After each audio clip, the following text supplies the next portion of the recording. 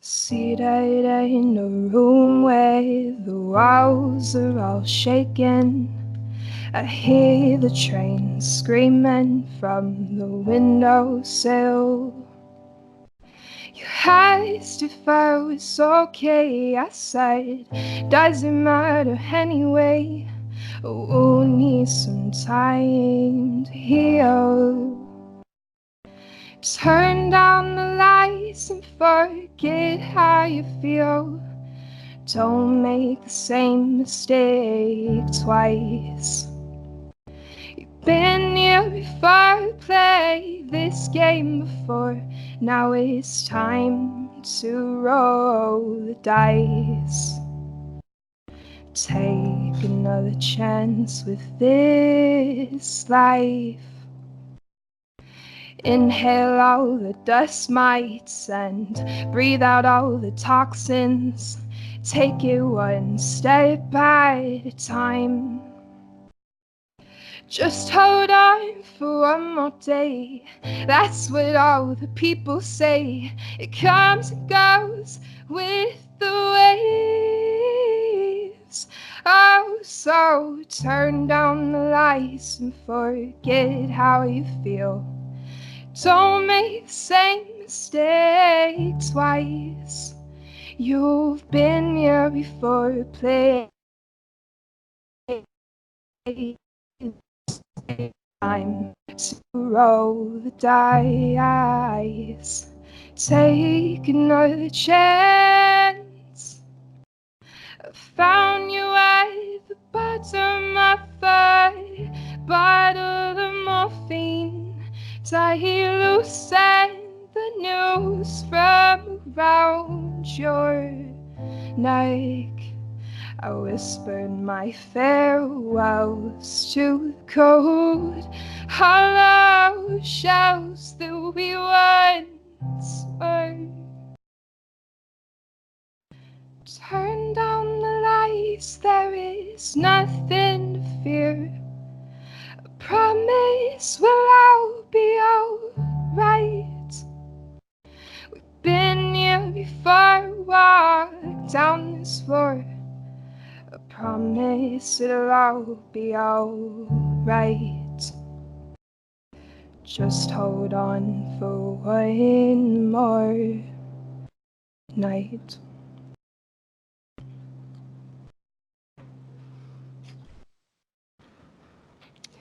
Hey, my friend, that was beautiful. Thank you very much. I appreciate that. Yeah, definitely. So, hey, everybody, this is Bobby from Off the Beaten Path podcast. We have with us tonight the amazing Trysta Ladawn, and that was a beautiful performance. Thank you so much. That song is very near and dear to me, so I appreciate that. Yeah, definitely. And that was my first time hearing that. What I've noticed with your music, from what I've heard, there's a strong thread of hope and recovery in the songs that you write. Um, just hearing that for the first time, a couple of things I picked up on was take another chance, and you were talking about overcoming fear. Tell us what's the title of this song and kind of where did you write it from? Like what place of experience or observation did you write it from? So actually, this song was probably the official first song I ever completely wrote and finished and was happy with. I never released it, but I would perform it at gigs and I found that it was such a huge moment of my life, really, because again, like you said, for me, a lot of my music, you know, I was a poetry writer before I was a official musician. I always loved writing. Writing was my passion. And so with this song, I really wanted to showcase that. And my message has a lot to do with showing the darkness in the world because everybody wants to feel understood and feel like somebody can relate to them. So for me, that song was showing that darkness. I know what that feels like. I understand what it's like to go through that darkness, but there's also hope and there is a way out of it. And I've been able to find my way out of it. And I want to show other people that they can as well. You know, finding that hope and that strength. That is a huge part of my message. Yeah, and that runs deep in every song. We'll get into the lyrics of other songs later on tonight, such as Young Hearts and Outcasts. But where did you find the ability to find this hope and overcoming the darkness in your own life?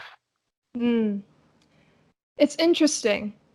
It's one of those things that you find inspiration, again, with being a musician. Music is a huge just part of my life. It's my entire life for me. And it's always been something that I've always found hope in. And when I was feeling depressed and feeling down, I would listen to music to either cheer me up or just remind me that other people feel that way too. And music is a perfect way to do that for me. And writing as well, just expressing through writing. Hmm. And so that for me was how, in a way, I learned to try, and as you get older and you start learning more lessons and finding influences in people. And I didn't have the greatest past, you know what I mean? Like when you're a child, everybody goes through something in their childhood, that childhood trauma that over time they learn and they grow, and they get triggered by those things that happened in their past. And I found that and started really acknowledging it. A lot of people, it's hard to really acknowledge where those triggers come from. And it more often than not does come from your childhood. And I was acknowledging that and able to see that. And it was really a growth process. And I'm, of course, still going through it. It's growth. You're growing for the rest of your life, but for me, that's what it was seeing from my childhood where my pain came from, what happened to me growing up.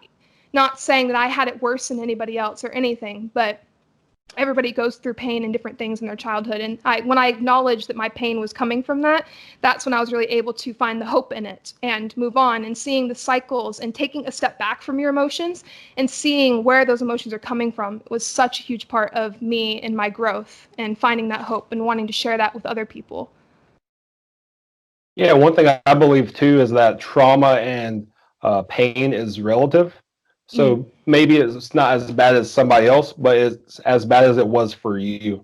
So I mean, the pain and the trauma that you talk about that you went through in childhood, I mean, Mm-hmm. that's very personal, near to dear to you. And as a child, having a limited amount of resources to know how to overcome this, you develop these unconscious solutions to problems that happened X number of years ago, and then you're still running those same programs as an adult. So trying to find that self-awareness to overcome that is a big, big part of life. Most Some definitely. people never even get there. I mean, some people live their entire lives in the trauma of the past, whether it be a short past or a very long history. I mean, some people never get over even childhood. Mm-hmm. So for you having that sense of self-awareness, what methods have you learned, or what advice was given to you that you could look into yourself, say, hey, this is where it's coming from. These are my triggers. How do I get over this, become stronger, become better, become more whole, and move forward? Mm-hmm. I will say, I think a major key to growth is self-observation and acknowledging the way that you are feeling. And so if I am getting angry at something, instead of projecting it outwardly and saying, well, I'm getting angry because this person did this or this happened, you have to see what within you was causing you to get triggered by that feeling. If I'm feeling depressed, that's okay. That's okay. I'm feeling that way. It's human. It's a normal emotion. But why am I feeling that way? And looking at that, and really seeing and looking through time and acknowledging why you're feeling that way is so important. And even the first step of that is just being able to acknowledge that you are feeling that way. A lot of people go through life feeling things and not even knowing that they're feeling them, and just, well, I don't know why I'm acting like this. I'm just acting like this. You're acting like that because you're feeling this certain thing, and this feeling is valid. It came from somewhere. We're all human and we all have these things. Your feelings and your emotions are valid. You have a reason for it. And, whether it's from past trauma or not, everybody has gone through it. And acknowledging where that comes from, really, and learning to nurture yourself most of all, and not getting, if I'm getting depressed, when I went through this long period where it was, some people, they call it the dark night of the soul, right? Where it's Mm-hmm. this point where you are at such a low point.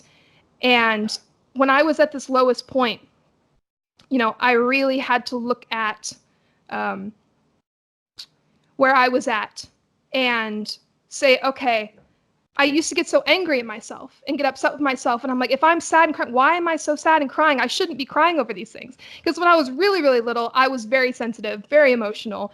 And I got a bit older and I started to really detest that part of myself. and started turning the opposite, where I would act out in anger at myself and I would shut off and I would get cold. I would hurt the people I love because I would shut off my emotions because, oh, I should not be feeling sad right now. I have no reason to feel this way.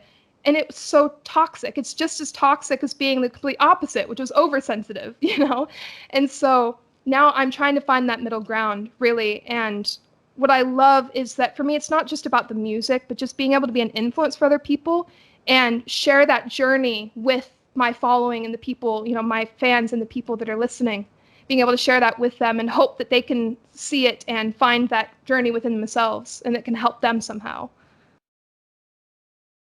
Yeah, definitely. I can totally relate to what you were talking about being oversensitive as a child. I mean, it seems like when I was a young child, I could get upset about anything. And then even moving into like adolescence and young adulthood, I was still pretty sensitive. And I wouldn't say I had a chip on my shoulder, but I definitely wore my heart on my sleeve. And for everybody, for either it was family, close friends, distant acquaintances, or brand new people I just met, I just kind of put it all out there. And the world's tough, man. I mean, life tramples on you a little bit. Sometimes people aren't so kind. And just being that sensitive, intuitive type, I mean, it was easy to get hurt. I'm also trying to find my way back to that spot because just through life, you put up walls. Like, it's like I'm tired of feeling this way. So the best thing I can do is build this boundary around me so I can't get hurt like this anymore. And like you said, it's just as toxic as being overly sensitive and being hurt by everything. So it's like trying to find that balance is tough. Some tools I use for myself is like prayer, meditation. I like listening to other videos that are positive just so I can have that positive reinforcement. I believe just like with a food diet, what you put into your body is what your body turns into. So just what you put into your mind is what you turn into also. Definitely. And oh, go ahead. I found that was something, when I was really young, and this was the whole point, part of my message is when I was really young, I never could understand the way that I could never relate myself to other people. And a lot of it was because while other people, I was so into my own head, really. And, they talk about how ignorance is bliss. And when you're little, you don't really understand these things. And I was definitely at that place of just blissful ignorance, And when you grow up and start seeing these things and understanding human nature, and I love that you're saying about meditation and prayer, and that is a huge part of my life as well. I don't label my beliefs because to me it doesn't really matter much. To me, it's about the love and the peace and the kindness and non-judgment and those basic principles that can be found everywhere in life. I love listening to things as well, like Alan Watts. I don't know if you ever listen to Alan Watts. He's absolutely incredible. I love Alan Watts. Yeah, I love Alan Watts. I've found him. So recently, I've been really into like Ram Dass. I don't know if you're familiar with like Sadhguru from the East. He's like part of what he calls the Isha movement. Most of his foundations through yoga and meditation. Also getting out into the field. I think with his organization, they've planted over like several million trees. Just something astronomical like that. And his idea is getting out into nature. And when you're working with the source, because we all come from the dirt, we all come from two different things, the earth and also the spirit. So when you're working with both the earth and the spirit in conjunction, there's some transformation that's hard to put to words, but it's hard to deny when you see it happen to somebody, especially if it happens to yourself. Definitely. That my favorite poet, Ralph Waldo Emerson, he's a huge inspiration of mine for writing. I love Emerson, and he's actually, he considered himself a transcendentalist, which I think is so beautiful because basically what they believe is that God and nature and man are all one, are all connected, really. And when a man separates himself from society and just completely in nature, he really becomes like a part of God, a part of the universe, of spirit, of that higher power. And I just think that's so beautiful. Such an incredible concept. Yeah, definitely. And you being up in Oregon, having that beautiful nature around you that we're all jealous of. I'm sure that you can feel that too. I mean, I grew up in North Georgia, around the Appalachian Trail. Also a lot of wilderness around that's not part of that trail. and never really took advantage of it much as a young child. My dad definitely had us out in nature. We were always hunting in the woods surrounding our house, always on the lake fishing and just enjoying life. And I remember as a child getting to connect to that. Like, I didn't know what it was then, but it was a way of connecting to God and connecting to the Spirit that is amongst all things. And now that I'm older, I intentionally make sure that I spend time in nature on a regular basis just so I can connect to that same thing now. So that's really cool. And with you being in Oregon, do you spend a lot of time in nature, in silence, or in meditation, or writing songs? Is that a part of your process? Oh, definitely. And just, a lot of times it was interesting finding out that most musicians actually start writing music first and then they write lyrics off of that, because I've never was able to do that. For me, I always started with poetry or a word or a phrase that would inspire me. And then I would write music later, because it always started with writing, where I would exactly go into nature.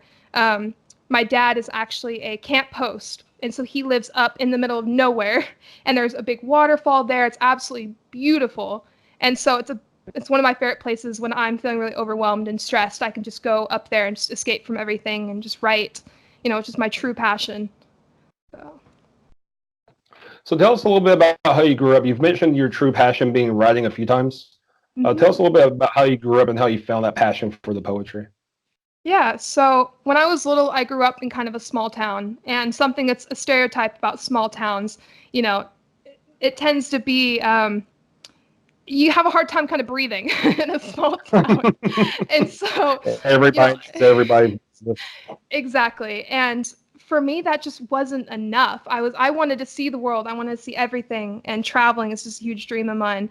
But I loved writing from a young age. And even though I grew up around singing and music, and I loved music, to be honest, when I first started out as a kid, I wanted to be a writer. More than anything, I wanted to be a writer. And then I, of course, had people tell me, oh, well, you're a really good writer, but, writing isn't really a good career because you have to be super successful in order to get anything, and gain attention. You have to be really successful, and you're not going to get anything out of being a writer. And so me as a little kid, easily influenced, I fell into that. And even though I kept writing, I gave up on my dream of being a writer someday. And then I got a bit older, went through my growth and trying to find myself. And I started working with music more. And all of a sudden, I was terrified of performing in front of anybody, but, my family would hear me singing. And they started telling me, like, Trysta, you need to you need to really start doing music more. Like, you should start trying to play piano more. And, have you tried writing an actual song myself? Because I would just do covers, and my mom was like, why don't you try writing your own music? I said, oh, I can't write songs. Like, I couldn't do that. But I did it. I gave it a go and eventually figured out how to do it. And suddenly when I started getting over my fear of judgment and putting myself out there a little bit more, suddenly it was like people were actually listening. Growing up, when people didn't really listen to me, I wanted to be a writer, but nobody would listen. I was told that people wouldn't hear me. If I was a writer, if I was an author, nobody would hear me. And suddenly with my music, the words I was writing, people were listening. And my influence, people were actually listening. And when you grow up feeling so separated from everybody else and outcasted from everyone, and feeling set apart, and suddenly you're feeling a part of something because people are listening, it was a monumental moment for me. And that was when I realized this is what I want to do the rest of my life, Very cool. And for me, it was never about, like, I never wanted it to be about, like, oh, all the attention I'm getting. It's not that for me. It was that when you're a child and you don't feel like anybody, you never fit in with anyone. And then suddenly you get a bit older and you find something where you do fit in. And you find a community, and I've found this local scene here in Salem, that the art scene is just amazing. And they brought me in and took me in, and it was like I found my place finally, So that was kind of my journey to music. And about what time frame was this? How old were you when you started really finding, not to sound cliche, but finding your voice and having people starting to pay attention to your message? It was actually around, I want to say late 2017. About, because I'd been doing, music for a little bit before that. I actually started, before I was a musician myself, I loved promoting other artists. And I started studying them and wanting to learn about the business more when I started playing with the idea of maybe pursuing my own career and doing music more often. And I would go to gigs. I loved going to shows and smaller shows. and getting front row and just getting to watch them, getting the set list, and just being a part of that experience was like addicting. Getting to watch an artist up close and seeing that progress, I loved it, and I wanted to be a part of that, And so I actually would promote artists starting out, and then that was when I learned a lot about the business to help me with my own career. Like I ran some merchandise stands and stuff like that, and it helped me gain knowledge for my career and helped me understand it a lot better, the business aspect. Yeah, I imagine even before becoming an artist yourself, you're probably starting to see that connection between an artist and audience and learning how to bridge that gap. Mm-hmm. One thing I've been trying to do recently, since I started this podcast, is not calling people fans anymore. I was watching an interview with Billie Eilish, and she's like, you know what? I don't want to call them my fans because that makes me separate from them. That kind of puts me on a high stage and them on a lower platform, but really we're all one. And I mean, that's the message of your music. Hey, regardless of your background or regardless of who you are, we're all part of the same community. You were saying beforehand that really for you, it's not about the attention you may gain. It's really about the community and just making sure that everyone has their place in it, making sure that everybody feels welcome, loved. The message is the most important thing to me, above all. If I can get that message out to the world, that's what I want to do for the rest of my life. Yeah, most definitely. That's very cool. And what a common thread I hear too a lot is gratitude. You're just very grateful for everything that that you've achieved, everything that people are saying about you and your music in ways that you've helped them. So that's amazing. So just a question. It makes a little bit more sense now that you've talked about the poetry and the writing coming first. So one thing I noticed when I first started listening to your music a few months ago is that the composition is very minimalist, and that really gives the vocal and the message forefront rather than having such a full composition that the message and the vocal might get lost in the mix. Was that intentional, or where did that come from? Honestly, starting out, it wasn't. Starting out, writing was my strength and has always been my strength, but music was something, as in composing my own music. I've always been singing and loved music, but composing my own music, piano, was something that I was a lot more new to. And I started out, and I still really just play basic things. I hadn't yet gained that knowledge to do more.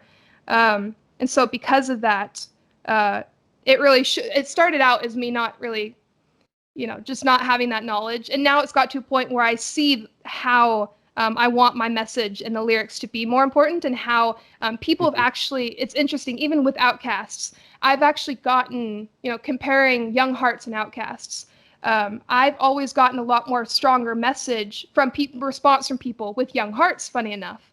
The message of Outcasts is strong, but with Young Hearts, people seem to like the minimalistic, like you said. And so I saw that and I said, okay, I'll start doing more of that.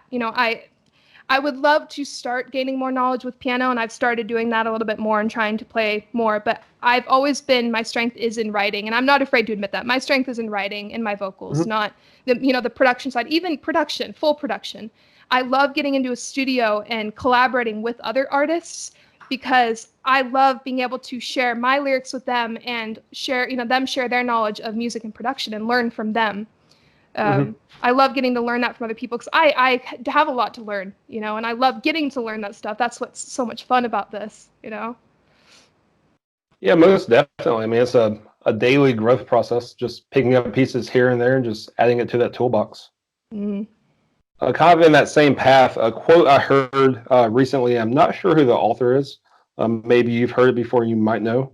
But music is an art form whose medium is sound and silence. And having such space in your music, there's a lot of silence, which is a good thing. I mean, like you said, it creates that dynamic. It allows a vocal and the message to stand in the front. I mean, we've kind of talked about prayer and meditation a little bit, but can you elaborate a little bit more on how silence plays a role not only in your life, but also in your music? Yeah. So if I'm being honest, and I'm not knocking pop music at all, like I love pop music, but I think what's huge, like a huge part of music right now, the music industry, the music business, is just sound. And people just like sound. They like something they can dance to and bop to, and that's great, but like you said, there is so much beauty in that silence of just being able to take something in and feel it. Feeling, for me, music is more about feeling. The writing is more about feeling. Not just what the words say, but how the words feel, and being able to use my voice to make people feel something. That to me is the most important. And so I think that with that silence, that's what it's really about, is being able to really take these things in. And I tend to try and write as poetic and as, I don't want to say as complex, but I like, metaphors and making things more poetic sounding, so they're not all direct. And so sometimes that silence can actually give people listening an opportunity to understand it and take it in, go over it in their head a bit, mull it over.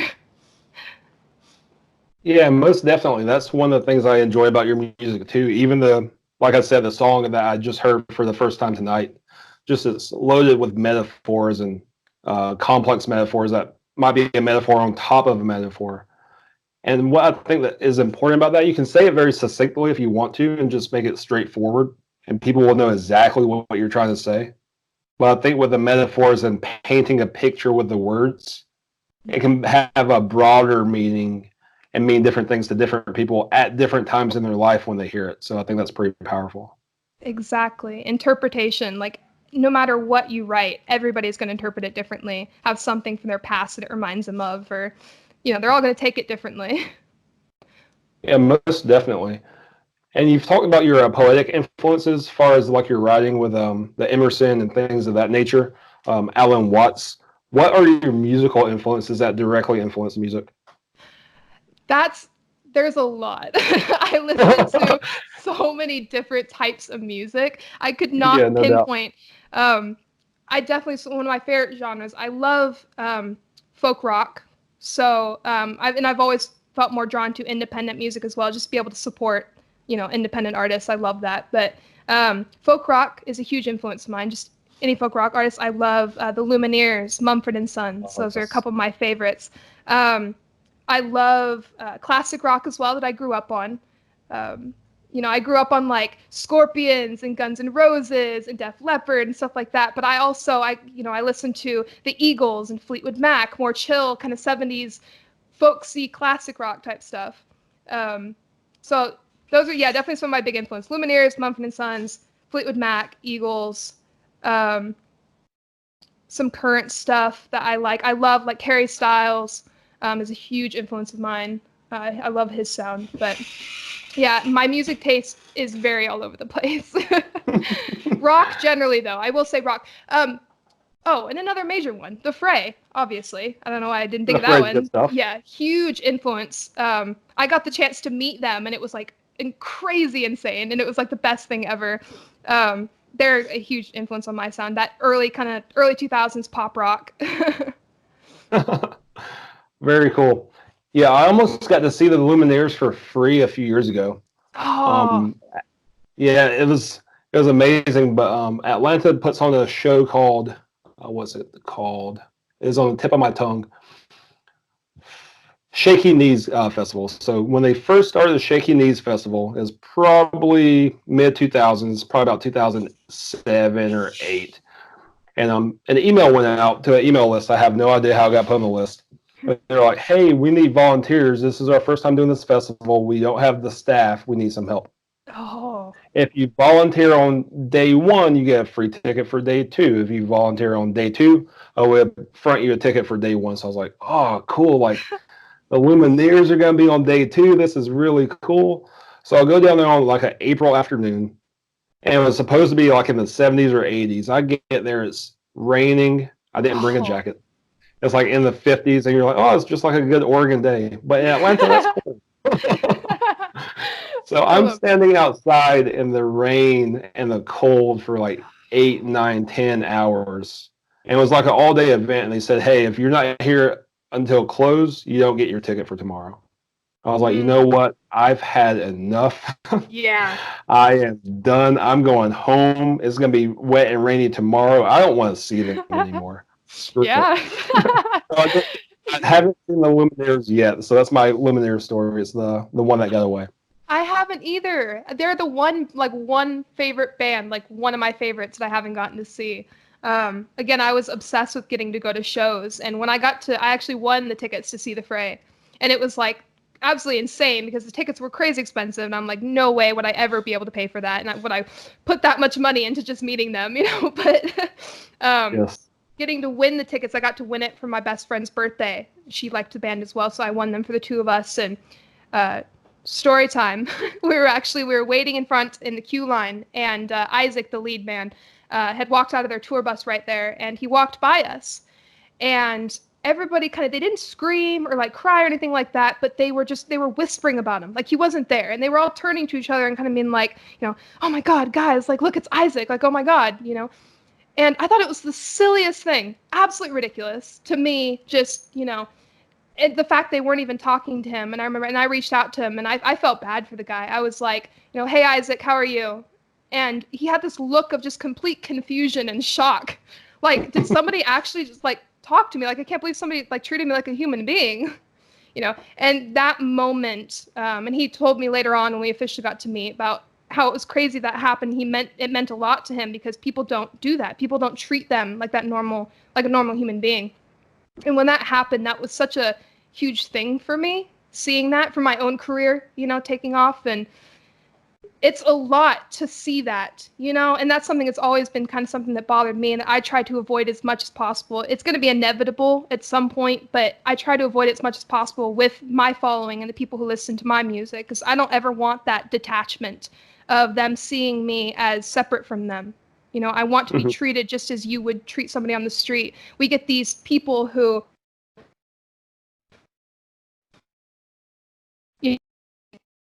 by them, but just because somebody is well known and in the spotlight, you go crazy over them and like freak out over them when you would treat somebody on the street like crap, And I don't agree with that.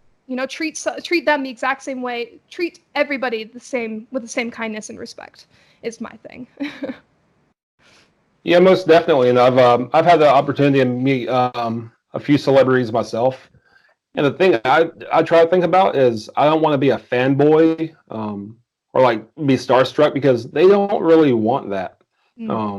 Because it shows that, hey, we're, like you said, we're separate. And I think it alienates them as much as if they were to expect that from their audience or fans. I think that alienates them as much as it would make us feel alienated if they expected that. So, I mean, they just want to be treated as normal human beings. At a certain point, once you get to a certain level, I'm sure it's a job you show up. You have to put on a certain performance. There's a certain level of expectation from the audience.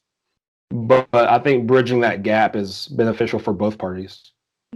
Definitely. So let's talk about the music a little bit. Again, the poetry of your music is just something I was very drawn to and still love. Thank you. Lyrics of Young Hearts. So in the beginning, there's an opening poem that you recite before you actually get into the song portion of it. Tell us a little bit about that opening poetry and where that came from. So actually, fun story that I've never actually told before. When I first wrote Young Hearts, it was without the poem. It was just by itself, and I was so happy with it just like that. But it was also way too short for me to want to release, like by itself. I was like, this has got to be at least 3 minutes about, And so I was like, you know what? This was a poem I had written that was inspired by the same concept, of the story. And I said, I'm going to put that in there. And I want to do something different anyway. It's different. Not many people, it's not super common, but if I want to do something different anyway, sure, why not? It matched the story. And I think it actually ended up perfectly being able to open up the song, the ambiance of it and go for the mood I was going for. So. Yeah, definitely. And where did the concept of the song come from? So with Young Hearts, for me, it was a lot about when you have a falling out with someone, something doesn't work out, and you have to be able to look at it from an outside perspective and let that person go and realize that these things happen for a reason. The universe brings people in and they take them out for a reason. And really, it's hard to accept that and be okay with that. Any kind of loss, losing anybody in that sort of way is tough. But seeing it and coming to peace with it and realizing there's no point in being angry or being upset or pointing blame at anyone. You have to let go of that blame and realize people drift apart for a reason, and you have to Mhm. let them and trust that and be okay with it and move on. And that's really what it was for me, is learning to move on and not take those things so hard and realize it's a part of life. And how long ago did that circumstance that inspired the song, how long ago did that take place? I think it was 2007, late 2017, I think, or early 2018, around there. Gotcha. So a Um, couple of years ago. yeah. And how would you say that you've grown now since learning those life lessons? It's really taught me a lot about detachment, which I think is actually a really incredible concept. It helps with the healing and growth process. um, it taught me a lot about detachment, and which ended up being really helpful for me. And I'm still finding the balance of it, of course, but being able to acknowledge it and learn something is the first step of actually being able to, implement it in every situation. You're not going to, just because you learn something doesn't mean you're going to be able to implement it every single time or do it correctly every single time. You just kind of have to, but it's the first step of taking it in and acknowledging it first. And then over time, learning it, and mistakes happen, and letting that happen and just trusting it's okay, I'm still learning, and I'm still in that process. And it could be, your entire life you have that process still, but there's a lot of joy and peace really above all in self-growth, and trying to find that even through a lot of the pain. It ends up being worth it in the end to find that peace that a lot of people really struggle with. And you've really mentioned a few concepts recently that kind of come from a Hindu, like Buddhism space. Mm-hmm. I know you said that you don't really categorize your spiritual beliefs because you kind of, as Bruce Lee said with martial arts, study everything, take what's beneficial, and leave behind what's not. Mm. But it sounds like you are, because my own understanding of spirituality and growing up as a Western Christian here in these States, and as of late, looking at Eastern concepts as well and seeing how those can influence me in a positive, beneficial way, as far as like the detachment, the things, as far as like what you're speaking about, being a witness to your own life and looking at it from like an objective standpoint on the outside, and then understanding the factors that influence you and not getting so caught up in the identification of emotion or reaction or the actions that you have on a daily basis. When did you start learning these concepts? And like, did you have a physical mentor in your life, or was it more seeking like through books and videos, since we have so much information available to us? It was probably a little bit of all of it, honestly. I'd say probably about the same time when my career started kicking off, late 2017, early 2018. This all kind of happened at the same time. It all just shot off. But when I hit that, like I was saying earlier, that dark night of the soul, that really, really low point that I had hit. See, I grew up kind of thankfully being allowed to choose my own beliefs and choose what I want to believe, influenced by different religions. But I got to this point where I believe in this higher power, but it was like I was spending too much time, too much energy in just saying, I can't do this. I'm weak. I'm a human. I'm weak and I'm incapable. And, I can't do this. I'm not strong enough for this. And when you're in that low point, of course, it's common to get those thoughts. And you were saying about Hinduism and Buddhism. I actually, when I found Buddhism, and I was able to, I don't even remember, it randomly popped up my social media or something, in an article that was, actually about the theory of detachment. And it was when I actually started studying into that specifically with Buddhism, and when I was able to find that kind of new sense of identity, where it was like, instead of me not being strong enough and needing to just give it up, because I'm not powerful enough, God, take this, I can't do this. It was suddenly, wow, look at the power I have within me. Buddhism taught me, you have the power within you to do these great things and to be great. And it's a connection between, for me, it's always been a connection between that higher power and within me, the power that flows from that higher power within me. And finding that sense of peace, and really learning all that. And so, of course, all this heavily influenced my music and encouraged me to want to spread that message with other people. And you really have to hit that lowest point to be able to find the hope and pull yourself out of it, So. And having grown up in small town America, did you have that Christian background, or was it kind of just like a open religion household for you? I grew up with family that were Christian, were religious, and I was allowed in my house to just kind of, I was influenced by it, but told, you can believe what you want, and it was basing myself off of those beliefs and growing up in that.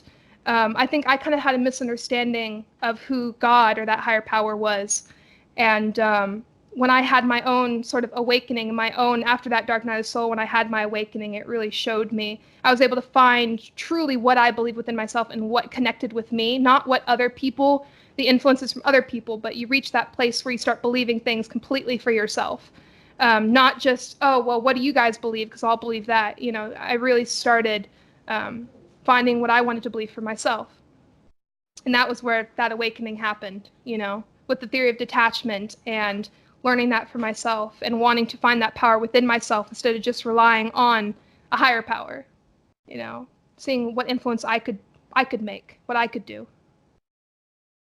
Yeah, most definitely. And the main reason I asked that, I was wondering if there's any books that you've read that relate to Buddhism that you would want to share. And then I have a couple that, if you haven't read, I would share with you and also with the people who are watching today. So I guess that's a complex question. First, what books have you read related to Buddhism or Christianity or both, or any other religion, any other philosophical method that you would like to share with people?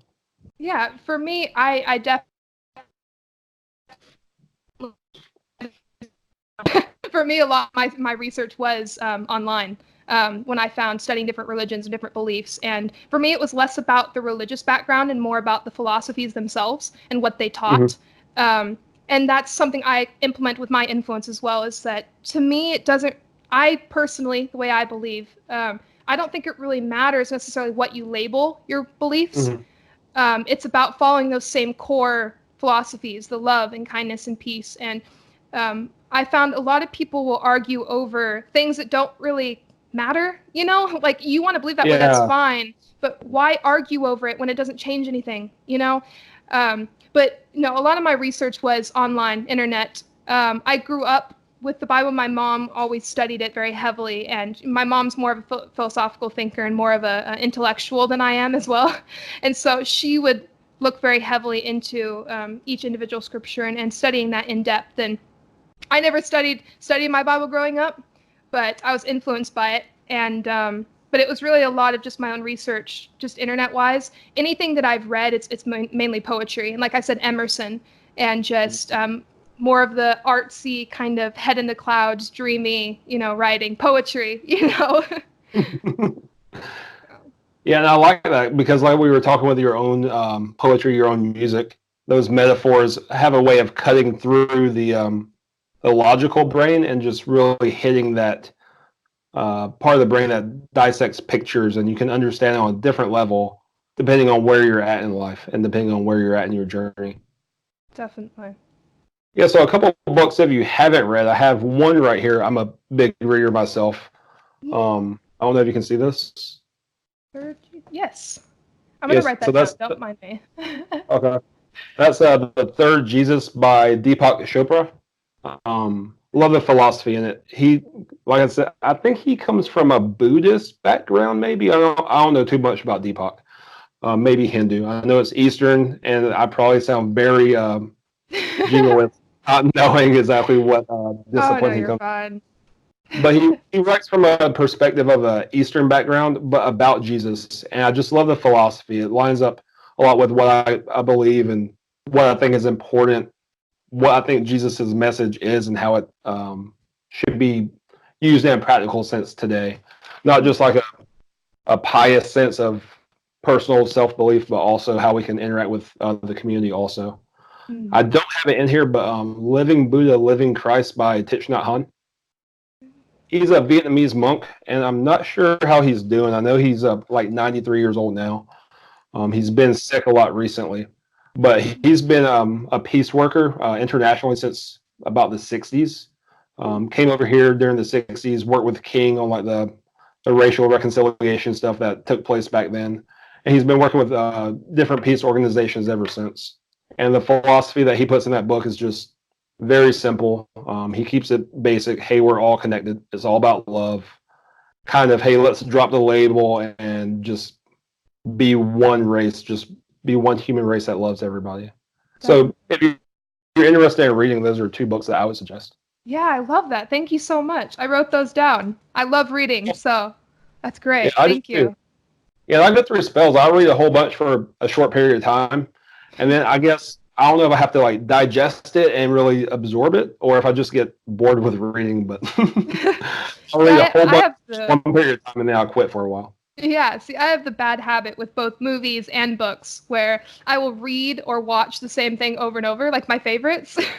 Because I mean, you can read something, especially with Emerson, where his stuff is really like in depth. It's Mhm. this like a total different language, and so you really have to read. I'll finish a chapter and just read it over and over until I can really grasp it. Or with a movie, I'll have a favorite movie, and I'll be open to watching new stuff, but I just want to watch the same thing over and over. You learn new things every time, so Every time. Yeah, I yeah. saw Napoleon Dynamite like 19 times, 4 times in theaters. Oh, I've not seen that since I was so I young. have life lessons in Napoleon Dynamite that will make the world a better place if ever. I love that. Love that. So I would be remiss if I just overlooked the thing you've brought up a few times. Talking about the dark night of the soul. I feel like you're talking about a specific experience. As comfortable as you feel sharing it publicly, what are you speaking of? Yeah, so I think I just went through this place, this kind of, the dark night of the soul for me was when I reached an age and a point in my growth, really, where I felt more alone than I ever had in my entire life, which was tough for me. And I think where it came from was because when I was little, I was a happy-go-lucky child who, like I said earlier about how ignorance is bliss. I didn't, I was just going about my life being happy. I was a happy kid. But there was a lot of things, the way that I was treated and the way that people reacted to me that weren't good, that weren't positive. And I kind of didn't see it because I was just happy-go-lucky and whatever. I didn't really fit in really well with other people. I didn't really have friends, and um, the years passed and I moved away from that small town. And I reached this age where I actually was able to look back at my past and see all the messed up things that had happened. And suddenly it made sense to me because I was at an age where I understood now. When I was little, I didn't understand, but now I did. And I had a hard time with that, coming to terms with all that and accepting it. It was suddenly like, wow, I never really had true friends. I never really had these people in my life.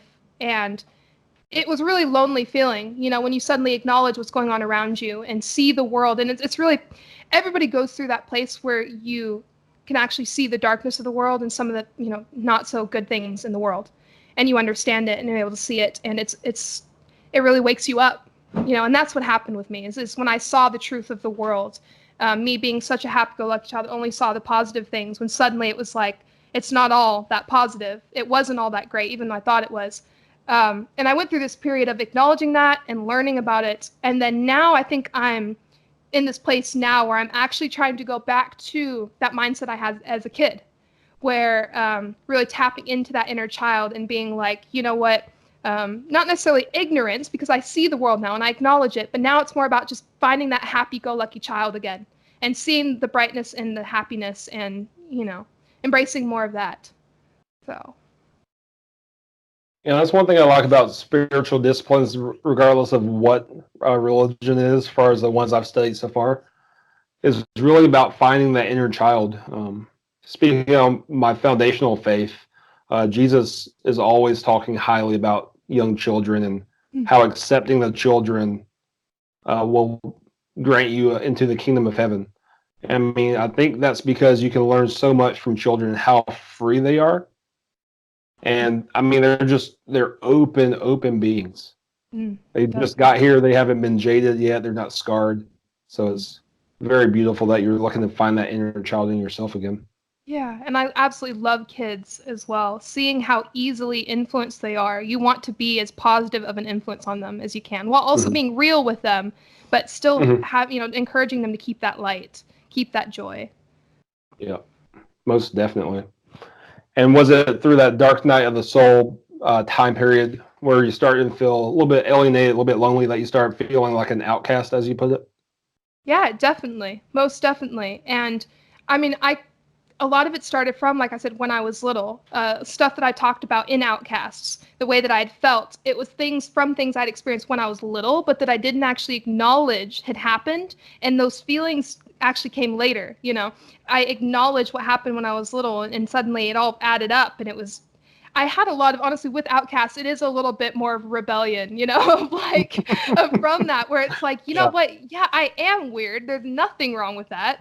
You people treated me differently for it, and it was it was a little bit of a rebellious, but it's still so important to me that people know that it's like, because when I was little, I didn't know that. I wasn't told, by other kids around me, especially. Kids don't really know, have not learned that differences are okay. So when I had differences as a kid, I was treated differently and set apart from them, because not because I was a bad person or because these things made me, like a negative person. It was just that I was different and they didn't understand why I was different. So they just didn't have anything to do with me, Hmm. and it was like, why do we have this mindset? Because it's not just in kids, it's, entire society. It's the influence that the kids have, the society puts on these kids, that box that we're placed in, and that it's something that we have to get rid of as a whole. Really have to let go of it and move past it into a new day. Like my business slogan, the dawn of a new age, right? It's a new day Yeah, now. I love It's time that to move as on. well. Yeah, that's really cool using your last name for that. That's really so. Question: one thing you were talking about is getting past that and eliminating the boxes. From your research or just your own intuition, do you have any solutions for making that take place? I think it's definitely a progress. I think each of us have our different talents and have different strengths. And once we can acknowledge that, that's when we can really bring people together. And instead of looking at, okay, why are you different? Instead, look at what is the same between us, right? What we were talking about earlier about all of us being one, and being connected in some sort of way, being, together. And if we could change our mindset instead of always thinking, when we meet someone, for example, our instant reaction is to judge whether we realize it or not, because we look at somebody and say, what about them is different than what I'm used to? And if we could change that mindset and instead go to, what about this person can I relate to? What do we have in common? You know, Mhm. just making that subtle little shift as a whole, can really, I think, change the world. But I think the problem comes from, people don't believe that they can change the world. And Mhm. believing that way is what stops them from changing the world. If every single person knew you have an impact and you could make a change here, if everybody believed that 100%, they would actually be able to come together and do it. But because people refuse to believe it, it doesn't happen. And I want to show people you do have you. If I could make it here where I'm at and could influence people the way I can influence them right now, then anybody can.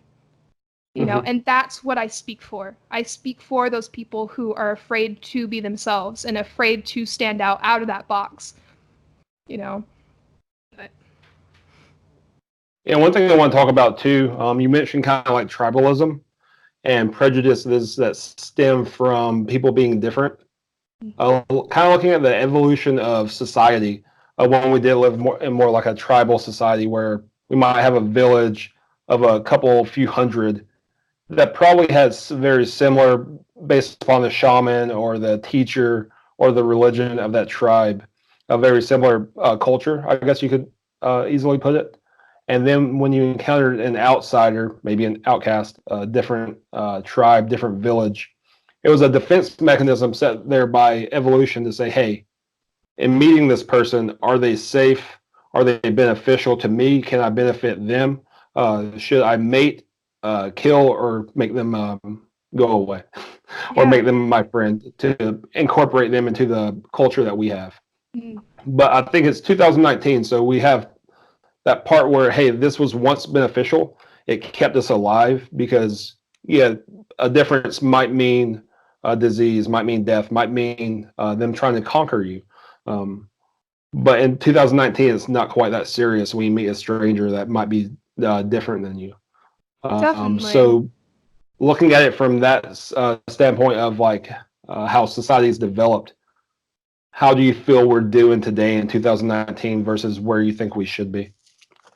Oh, I think we're definitely doing a lot better than we have been in the past. Yeah, Most definitely, definitely. definitely. We're constantly changing and evolving as a race, you know. Um, but people being able to come out and find that common ground, you know, the more people, and that's why Outcast is so important to me, is because the more people that can accept themselves for who they are and speak out about that, I think the more other people see, okay, we're not so different because look, we have these things in common. We're similar in this way. If you could just speak who you are and speak your truth. Um, and that brings us one step closer to coming together. And I see it constantly. You know, I see the growth and the change in society, and it's incredible. You know, but there's always going to be more that we can do. There's always going to be things, because we're constantly changing and growing as a society. There's always going to be things we can improve. And so that's, you know, we should strive to improve always. Strive to always be growing and evolving. And that's, you know, yeah. Yeah, and we keep talking about Outcast, and I do want to talk about the video for the song that you just did for your song Outcast. And that's definitely an anthem, a battle cry for people that feel like they're alienated, people that feel on the margins. So I'm going to pose a two-part question for you. So being an outcast, I think it's sometimes possibly self-imposed. You're talking about people finding who they are, accepting that, and allowing themselves to be integrated with not necessarily the mainstream, but with the community that they want to identify with. Mm. And so that's part one. How do people find a way to know who they are so that they can be a part of the group, feel connected, feel as if they're one? Part two, also being an outcast, is based upon external prejudice, external hate, where people see you and they judge you for being different. So they exclude you from being part of the group, exclude you from that oneness, exclude you from that love. So, how do you put out a message that's powerful enough to connect people to who they are Mm. at their source, at their core, and also letting people know, hey, they might be different, but they're worthy of the same love that you feel that you're worthy of? Yeah. So to me, it is so important, I think, to be able to speak our truth. And life is meant to live, right? And there's so many things to enjoy about life. Different things you can go into. Maybe your passion is in this, and finding those passions really is just about exploring the world. We're here to enjoy this world, so explore it first, exploring all the different aspects, all the things you can do. And if something doesn't work out, if something's not your strength, that's okay. You know, um, find what you're most passionate about. It's interesting because there's always going to be things you're passionate about that you may not be very good at. You know, there are plenty of things I'm passionate about, but that I'm, you know, not strong in. But you always have to start from somewhere, you know, and once you find that passion just by exploring, you know, then you could evolve and speaking your truth about, hey, this is something I like to do. I want to do this the rest of my life. This is what I'm passionate about. Speaking that, even just, it takes a lot of strength being able to come out of your fear of that judgment. But once, like we were talking earlier about detachment, for me, that's where it started, was detachment and seeing, while taking critique from your outer sources is important, not letting that judgment and other people's negativity affect you is just as important. And Mhm. so being able to detach yourself from that outcome and from what other people think, and just saying, okay, this is what I'm passionate about, what I want to do. And hopefully the right people will hear me and accept me for it, you know? Yeah. And so that was my thing, is taking a huge leap of faith. It was a huge leap of faith for me to come out with my music, because I used to be terrified of performing in front of people. I was terrified of singing in front of people, sharing that with people. And so overcoming that fear, and it takes time. There's no point in rushing those things. Life is about the experience and not putting that pressure on yourself, but just, you know, letting your passion come out and speaking that truth, and then being able to find people who accept you for those things and want to share that passion with you.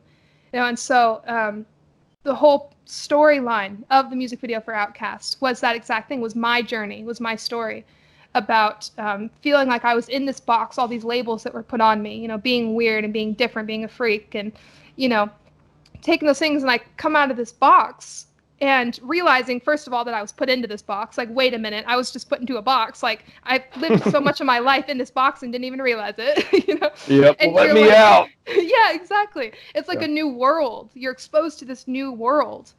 And once you see that, and, and I was taking that leap of faith, first of all, putting yourself out there, and then finding people, because you will find people who accept you. You can't promise that not every single person you meet is going to, but that's human nature. That's just life, and being able to detach yourself from that and finding the people that do love you for who you are and accept you. Because you will find those people eventually, even if you may not feel like it at the moment. Eventually you will, and it may take some time, but I know that if I was able to do it, I know that anybody can. So that to me was the story for me with the music video and finding my people.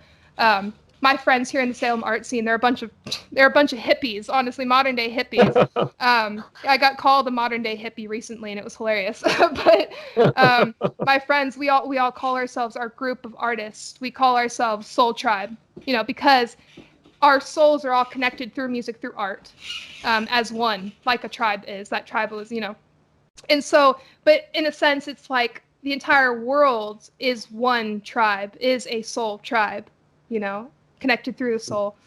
And that's a little bit of this, obscure hippie concept, but I just love that. I wouldn't be Trysta Ladawn if I didn't have that. Yeah, definitely. I love that too. And I think cliches are cliche because they're impactful. I mean, it's really about your vibe attracts your tribe. As silly as it sounds, I think it's true. Mm-hmm. And if you just put good vibes out there, you're going to attract the people to you that want to be a part of you. And those that don't, that's okay too. Mm-hmm. Definitely. Yeah, so tell us a little bit about oh, go ahead. I was just going to say, like, with the music video, coming out of that box, from the day we're born, we're put into so many different boxes, whether that's, as soon as we're born, it's what's your religion, what's your, sexuality, what's your gender, what state, country, where are you from, all these different labels that people use to identify people and really judge them for it, whether that's negatively judge them or not, it's still a judgment. And that's why for me, I want to fight against those labels, really. I want to overcome those labels. I want to be somebody who can stand there and say, you can believe these ways and you don't need to ever feel the need to put a label on it. You want to believe that way, you do that, Yeah, I think the most primary and basic label, even being our first and last name. I mean, that's from the very start. That's something that parents give us, and unintentionally meaning it so. It creates that sense of separation. By you being Trysta Ladawn and me being Bobby Stevens, it doesn't speak to the oneness that exists between us. And as silly as that sounds, I mean, that might be a little bit too deep in philosophy, but even our name creates such a separation because it doesn't speak to necessarily the oneness that we all exist in. Definitely. Yeah, so not so much about the message, but I know you just came out with a video, and congrats on the viewership. Because your viewership on the video has far exceeded the number of subscribers that you have on YouTube. Tell us about the video and how that process was. So, funny enough, as soon as I actually released Outcasts, it was a long time ago, and it feels like now, but when I first released Outcasts, I used to, when you release with your own with your own music, you end up having to hear it over and over and over. So for me, when I would hear my song over and over and over, what I would do is I would imagine a story to it. I've always been the more head in the clouds creative dreamer than, an intellectual solid thinker. So I would sit there and I'd play out the story in my head. So I actually had this story planned of okay, on this line, this exact note, this beat, I'm going to pop out of the box, and then I'm going to do this at this line. I'm going to do, and like I had it all. I'd play it out in my head like a movie scene, And I was actually my friend who's featured in the music video, Stephanie. She's an incredible dancer, the dancer in the video. She saw somebody post on Facebook actually saying, "Oh, I want to do a dance video," and so she was like, "Hey, I'm a dancer." And then they wanted to do an original song instead of it being her dancing to a cover. They wanted it to be an original song. And so she said, "Hey, I know this amazing musician," and she gave me she gave them my connections and connected me with them. And it really started from there, where we were able to actually work together, and she was able to be featured in the video with her dance and bringing the community together. For me, that's what it was, because again, the story is about how I was able to find my place in the scene here and find my place. And so bringing everybody together, as many people as possible. I mean, we got a freaking llama, for God's sake, like, like just, Yeah. it was a blast. It was exhausting, but it was an absolute blast because we filmed it all in one day. And so it was so much fun, Yeah, but it was that's a lot. exhausting. That's a Yeah. lot. Yeah. So it was like from noon till 10 o'clock at night. Wow. Yeah. Yeah, that's a lot of filming for one day. What people don't realize, unless they filmed something before, that the 3-4 minutes you get in the end process is hours. Yeah. And hours and attention to detail. That's a lot. Definitely. Very cool, though. I mean, you all accomplished a lot in just 10, 12 hours. It's amazing. Congrats. Yeah, thank you. And I give so much credit to the film crew. Like, they were absolutely incredible. Like, and this is a group of people who, it's like I said about bringing community together. They're not big famous directors and producers. They're small. You know what I mean? And we all start from somewhere. And being able to show that people have talent and are extremely talented. They don't need to be famous and well known to have talent and ability. And so it was such a blast getting to work together as a community and bring our strengths and passions together. I loved it. Very cool. I know you have some other things going on right now. You mentioned before we started the podcast that you had a new song that you want to talk about. Yes, I do. So this is going to be the first official announcement I'm very excited to announce. It will be Very Black cool. Friday. Well, thank you. I appreciate that. Yes, it will be Black Friday. It's going to be my next single. It is going to be titled Sun and Moon, and it will be released on the 29th, which is very exciting. Funny enough, I actually wanted to release it on Black Friday because I believe it was Outcasts that was also released Black Friday of last year. I think it was Outcasts I think it was Outcasts. It was also released on a Black Friday. And so I don't know. Something about Black Friday, everybody's going out shopping and things are crazy. So why not shop and buy my new single? So everybody flock to wherever Trysta posts this so you can buy that single. Yes. Spotify, Yeah, Amazon, all the places. all the places. It's going to be there. Very cool.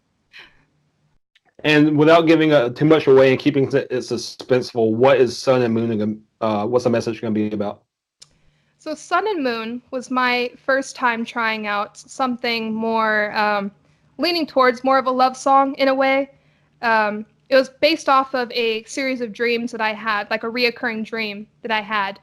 And I kind of I wanted it to be whimsical and just free-flowing and dreamy, and I had a lot of fun writing it and doing something different because I remember when I first started writing, I was like, I'm never going to write a love song. Like, that's not that kind of love song. Not like, I'm never going to write something like that. And then sure enough, my latest single is going to be a love song. So.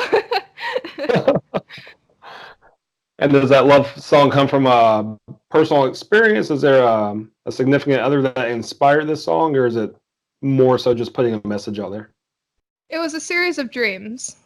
That's what I'll say about that. It was a series of dreams, reoccurring dreams that I had that, for me, my career and my music and just, it's always been the most important thing to me, more than anything.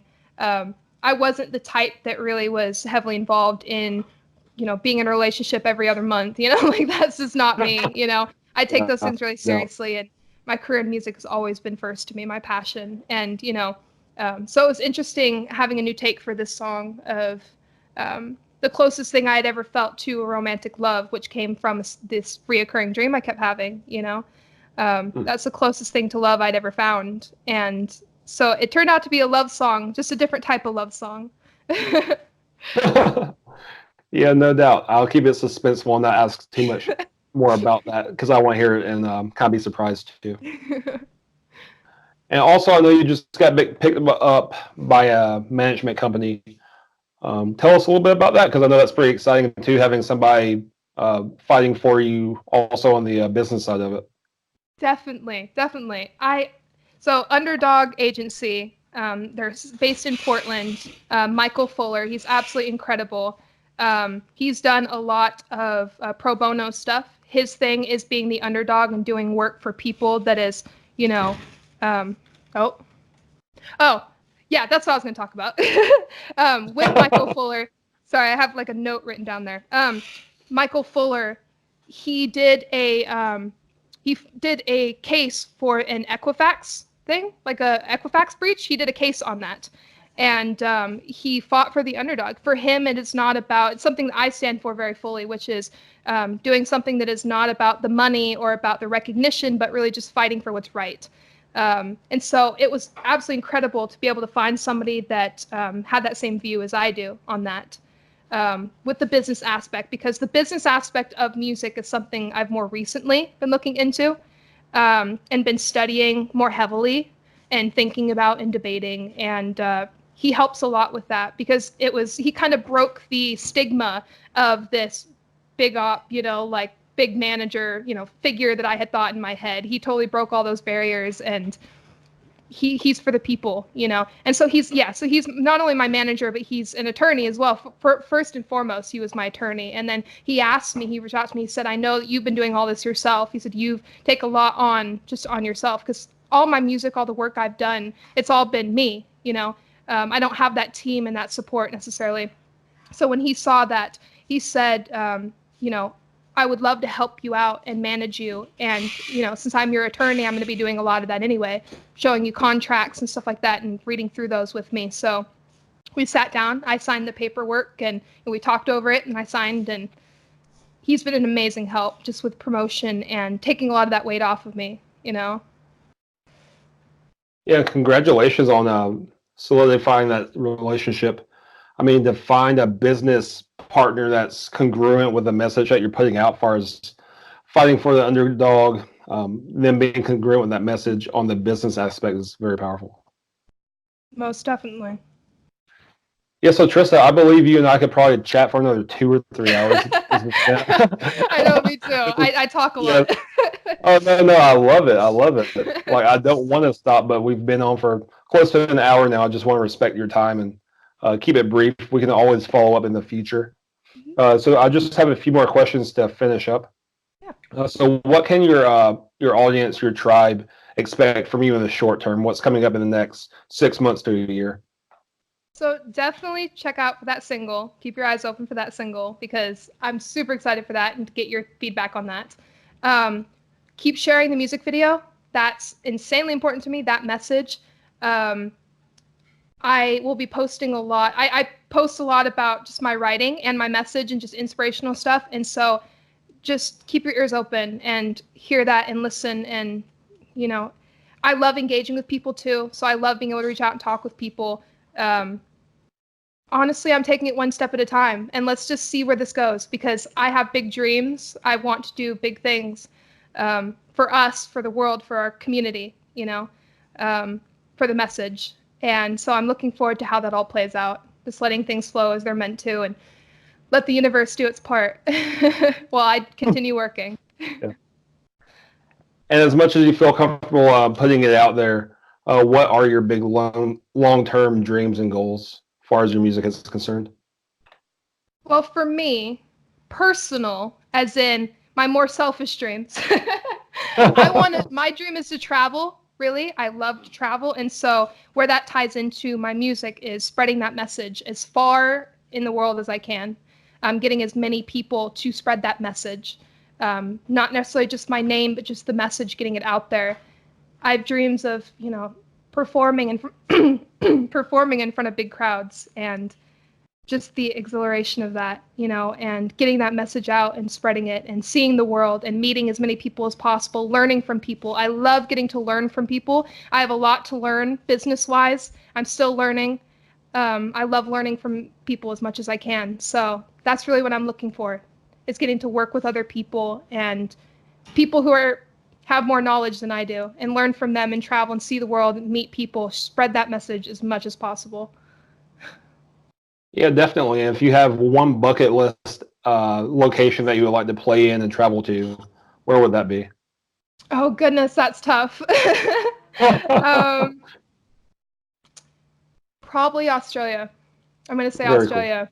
Despite my fear of bugs and big spiders, Ah, it's beautiful we there. The think too much beaches, alike. the I was beaches, about the to say, what about outback. Oh, I'm sorry, I keep cutting you off, but I was going to ask about the big spiders because, like, I wouldn't mind traveling there, but the spiders are this big. Yeah. Well, my thing is that like I love stargazing. Like that's one of my favorite things ever, is just staring up at the stars. And so again, I just always have my head in the clouds. But like I've heard that Australia, it's the outback's absolutely beautiful, and trillions and trillions of stars I'm looking forward to seeing. So And do you have a favorite constellation? mm, not particularly, no. Okay. Like I said, I like learning things as much as I can, but I'm also more of a dreamer than I am a solid intellectual. And so I've tried studying astronomy, and because I find it so fascinating, but none of the information ever sticks in my head. I've tried learning constellations, and it's just really pretty and fun to look at, and just dreaming and imagining all the beautiful things in the world. Just, it's just a lot of fun. Yeah, totally get it. Totally get it. So, just a few questions to finish up. I always ask at the end of the podcast three questions. Two are serious, one is recurring, and then one's kind of fun and a little bit silly. Mhm. So, first question: if you can meet your 50-year-old self, what would you hope that she would say to you? Oh, oh, that's a deep one. Hmm. I would hope that she would tell me that she's been able to live her life to the fullest, and just to always live life to the fullest and don't worry so much. I would hope to hear you to have nothing to worry about. That's what I would hope to hear. And we've talked a lot about your message. So, a lot of your information is contained within this hour of conversation. But if you could sum up your message in 1 to 3 sentences to make it very concise, what would it be? Always spread love. Always be kind. Let go of judgments and don't be afraid to be yourself. Love that. And now to have a little bit of fun, if your being, who you are at your core, could be transferred into a sound, what would that sound be and why? Oh, do giraffes make noises? Giraffes don't make noises, do they? Oh. I'm sure they make some noises. They're not mute. Okay. I think Okay, they no bleep. pressure. Do they bleep? Is that what giraffes do? I don't know. I don't know anything about Oh. giraffes. I am a giraffe and I don't either. Okay, so any sound. Um, there. A really serious sound. Why would you be that sound that I'm not going to recreate? I am terrible with sounds. I'm not going to make that sound. I can't sing. I can't carry a tune in a bucket, so I'm not going to make that sound. It'd be horrible. I like to, as much as I think and as much as I run things over in my head, I'm very much, whatever comes off the top of my head, just trusting my instinct. And that sound just, it felt right. It felt right. It sounded right. I mean, you nailed that. That was Thank you, truly. I should win a Grammy for that one. An Oscar, maybe. good. I mean, if you don't, then they're just missing out. It's not you. They're I missing out. know. I know. Awesome, Trysta. I really appreciate you being on the show today. It's been a lot of fun. Thank you so much. I've had an absolute blast. I appreciate you, truly.